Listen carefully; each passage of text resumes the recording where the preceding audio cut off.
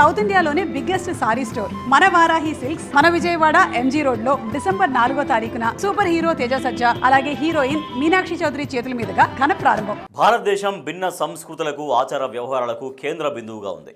ఇక్కడ అనేక మతాలు సంప్రదాయాలు నేటికి కొనసాగుతున్నాయి. అయితే ప్రస్తుతం కాలం మారింది.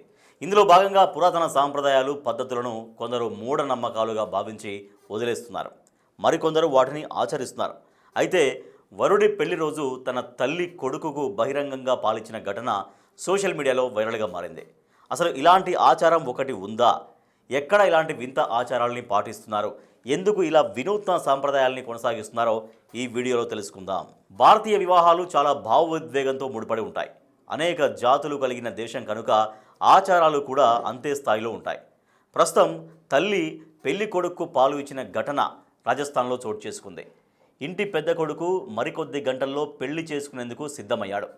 ఈ క్రమంలో ప్రజలందరి సమక్షంలో తల్లి ఇలా చేయడంపై నెటిజన్లు రకరకాలుగా స్పందిస్తున్నారు.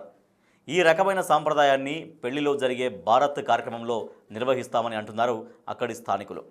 ఇది సిగ్గుపడాల్సినంత పెద్ద తప్పేమీ కాదని అంటున్నారు. బిడ్డ ఎంత ఎదిగినా తల్లికి పసివాడే అన్న కాన్సెప్ట్ను ఇక్కడ అన్వయించుకోవాలని అంటున్నారు. ఈ రకమైన సాంప్రదాయం కేవలం రాజస్థాన్లోనే కాకుండా పశ్చిమ నేపాల్, హర్యానాలో కూడా కొనసాగుతుందని తెలుస్తోంది. ఇక ఈ ఆచారం వెనుక ఒక బంధం, ఎమోషన్ ఉంది. దీన్ని చూసే చూపులో ఉంటుందని చెబుతున్నారు స్థానికులు. ఇక్కడ తల్లి తన కొడుకుకు వివాహం చేసే ముందు చివరిసారిగా అతడికి ఆహారం ఇవ్వాలి. ఎందుకంటే కొడుకు పెళ్లి తర్వాత అతడు భార్యతో కలిసి జీవించాల్సి ఉంటుంది. ఈ క్రమంలో భార్య మాయలో పడి తల్లిని ఎక్కడ మర్చిపోతాడో, మాతృమూర్తిని ఎక్కడ విడిచిపెడతాడో అన్న భావనలో జీవితాంతం తన తల్లిని గుర్తుంచుకోవడం కోసం ఈ రకమైన కార్యక్రమాన్ని తీసుకొచ్చారు. చూసేందుకు కాస్త ఎబ్బెట్టుగా అనిపించినప్పటికీ ఈ చర్య వెనుక ఉన్న ఎమోషన్ను గుర్తు చేస్తున్నారు అక్కడి ప్రజలు. అయితే ఒకవేళ పెళ్లి చేసుకునే వ్యక్తికి తల్లి లేకపోతే పరిస్థితి ఏంటి అన్న ప్రశ్న మీలో తలెత్తొచ్చు. అలాంటి సమయంలో సోదరుడి భార్య ఇలాంటి చర్యకు పాల్పడాల్సి ఉంటుంది. సాధారణంగా అన్న భార్య తమ్ముడికి వదిన వరుస అవుతుంది.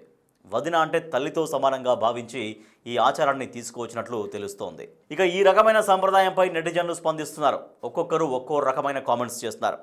పురాతన సాంప్రదాయాన్ని బహిరంగంగా ఆచరించడంపై అభ్యంతరం వ్యక్తం చేస్తున్నారు. బయట వ్యక్తుల ముందు ఒక మహిళ ఇలాంటి చర్యలకు పాల్పడడంపై అసహ్యం కూడా వ్యక్తం చేస్తున్నారు.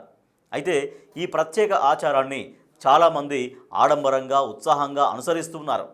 ప్రస్తుతం సోషల్ మీడియా అందుబాటులో ఉండడంతో భారతదేశంలో మారుమూల గ్రామాల్లో జరిగే వింత ఆచారాలు, సంప్రదాయాలు నిత్యం వెలుగులోకి వస్తున్నాయి.